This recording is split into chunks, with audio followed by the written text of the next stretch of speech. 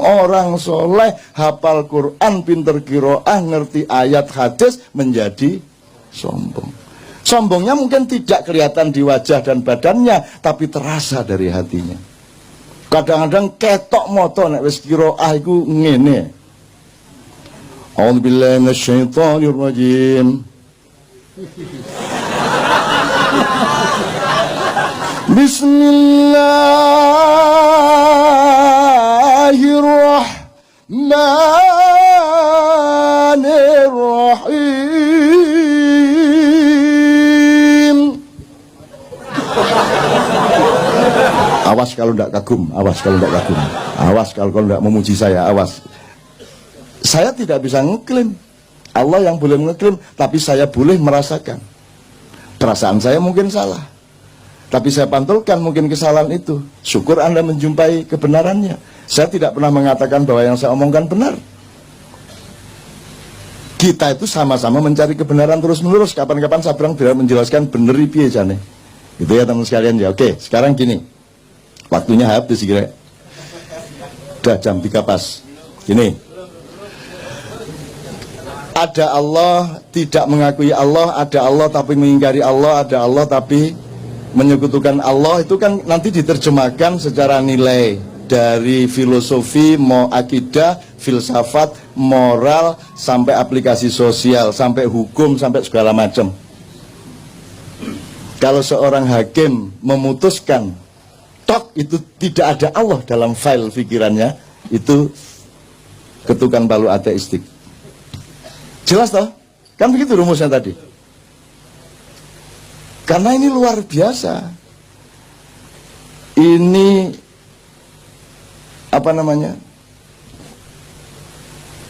Apa gue jenenge pra peradilan ini diterima apa tidak? Itu kan penting banget itu. Kalau Allah tidak terlibat di situ berarti ateis gitu ya kira-kira. Sekarang saya tanya, kalau dikebawakan lagi, kalau ada Allah berarti Anda secara moral jujur apa tidak jujur? Kalau ada Allah. Kalau secara ilmu objektif apa tidak objektif? Kalau secara olahraga sportif apa tidak sportif? Kalau secara hukum adil atau tidak adil? Kan sebenarnya sama semua itu. Yang namanya suci itu kalau dalam hukum adil. Kalau dalam olahraga sportif itu suci, benar-benar suci. Kalau dalam ilmu objektif, jernih. Kalau dalam kesenian pas ya Ben ya, mana Ben? Kalau pitch-nya do ya do. Kecuali kepentingan estetiknya menyuruh do-nya naik dikit atau turun dikit dalam sifat-sifat pentatonik misalnya. Gitu ya. Sekarang saya tanya, praktis saja sama Anda. Apakah di sini Anda bisa jujur? Yang bicara tadi jujur apa tidak? Pakai dibatas-batasi enggak? Kalau ngomong aja tuh, sejujur-jujurnya apa adanya, betul enggak? Coba Dadang suruh pidato di masjid, coba. Coba. Demi Tuhan saya ateis, jajal ngomong ngono di Petamburan. Tapi Dadang boleh jujur menjadi dirinya. Dan aku mengerti aslinya dia. Aku tidak percaya kepada kata-katanya. Karena dia sangat lembut dan penuh cinta dan penuh kesolehan perilakunya. Loh. Aku tidak percaya sama kata-katanya. Wong kata-katanya itu untuk menutupi kesuciannya. Dadang, top Dadang kamu Dang. Oh masuk Facebook ya kira. Ini sekalian ya, oke. Insya Allah di sini ya, dari tadi saya di belakang 2-3 jam di sana, dan saya lihat ini teman-teman jujur amat ya, suci mereka ini. Dan malaikat sudah Anda perintah untuk melindungi Anda, karena malaikat itu kan fungsinya ya'malu ma yu'marun, mengerjakan yang diperintahkan. Ustaz, siapa yang punya hak memerintah malaikat? Allah. Manusia boleh enggak? Tolong kapan-kapan antum jelasin ya. Siapa ahsani takwim? Manusia. Siapa yang diberi hak khilafah? Manusia. Malaikat di bawah manusia atau di atas manusia dalam soal otoritas khilafah? Di bawah manusia, jadi Anda bisa perintah malaikat. Loh, ini beneran. Kan bareng hati nih. Gendeng arek-arek iki. Kurang ajar aku diarani ngomong karo arek-arek. Bayangin itu. Wah, kalau banjir Nuh itu yang mati berjuta-juta orang itu Israel. Wah, speed tinggi pokoknya itu. Wah, remeh mbuh piro itu. Gimana sih? Malaikat itu institusi. Gitu loh. Ada Perdana Menteri namanya Jibril, Menteri ini namanya Mikael, Menteri Penerangan namanya Israfil. Masa Israfil ini trompet terus, masa diciptakan Allah bermiliar-miliatan penggawaannya mek ngene. Gendeng arek-arek iki. Mbak, pikirannya hidup. Nah, fikir ini kan Anda berlatih untuk ludeng akalmu, betul enggak? Di sini ludeng enggak pikirannya? Aku tanya, di tempat mana yang kamu bisa ludeng semerdeka-merdekanya tapi tulus seperti di sini? Begitu kamu ke kantor, bisa kamu mikir gitu? Kebuntu kan gitu kan? Di sini Anda ludeng lah ya. Terus nodoh Israfilku penggaweane trombon. Gendeng arek-arek. Itu berarti dia yang melakukan, dia sound system, dia loudspeaker of all information from Allah, kan gitu. Jadi informasinya gak mek tuet-tuet tok. Engko dhek terus usul, Gusti Allah mbok kula nyuling barang. Mosok nrompet tok itu kan. Engko dhek gawe proposal. Wah niku enten gamelan kula nggih tak ngegong ah. Arek-arek iki lho. Gimana ulama-ulama ini jelasin Islam, ya Allah? Kok tidak boleh berkembang akal sehat itu? Gitu loh. Itu berarti dia yang menjadi duta informasi. Jadi al-khobirnya Allah itu melalui Israfil. Tapi khususan untuk Muhammad, surat sakti itu Jibril langsung Perdana Menteri gitu loh.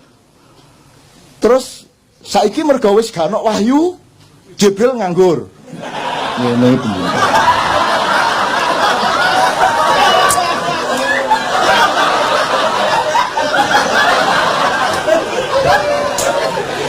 Semiliar tahun ngulat.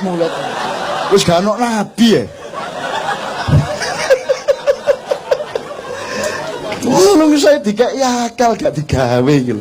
Jadi Jibril mau manggil karo awakmu iku.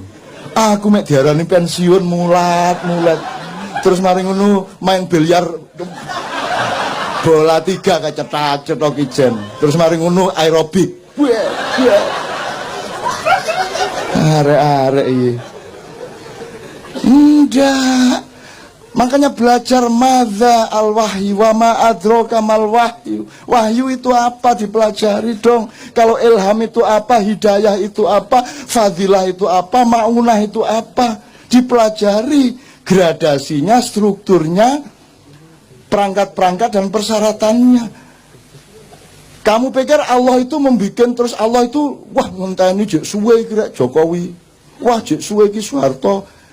Bagi Allah seluruh kejadian yang kita alami dari Adam sampai kiamat itu cuman des ngono tok. Kalamhin bil basar. Sekejapan mata, ngene gitu. Jadi ketepnya niki wis kita sudah berlangsung sekian triliun tahun. Itu sama dengan Nabi Sulaiman bikin sayembara, siapa yang bisa bawa istana Bilqis ke sini. Terus Ifrit, saya yang akan angkut memindahkan istana Bilqis ke sini. Berapa lama kamu membawa? Kata si Sulaiman alaihissalam. Sebelum baginda berdiri dari singgasana, istana sudah sampai ke depanku. Sulaiman kan menghormati jane wis kesuwen jane gitu, tapi dia nggak ngomong dia. Bisi aku tok kesuwen nun ya. Nggih aku.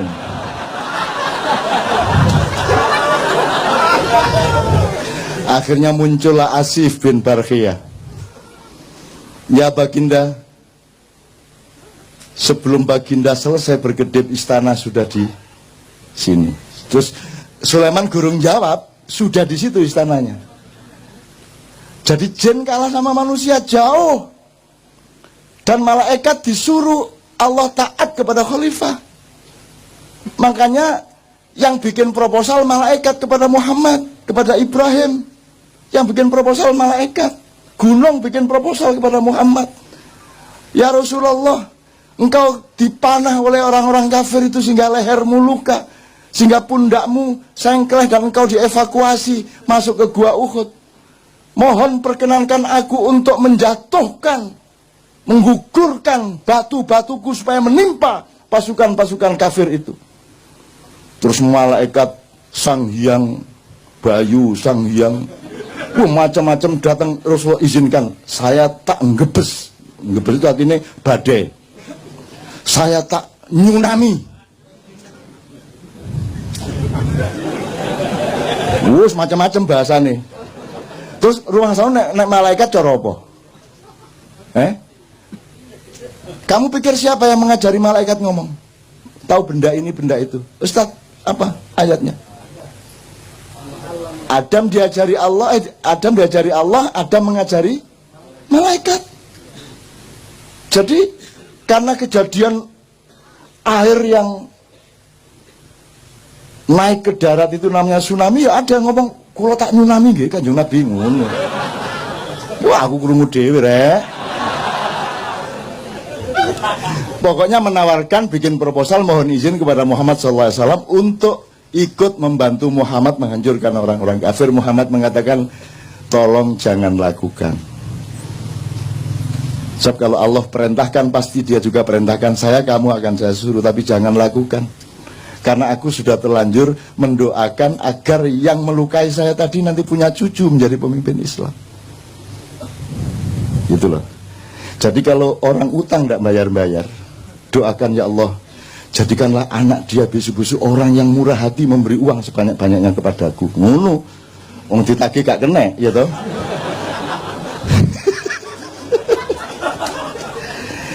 Gembira ya Anda ya. Loh, ini namanya rahmatan lil alamin. Bukan hanya rahmatan lil ad loh.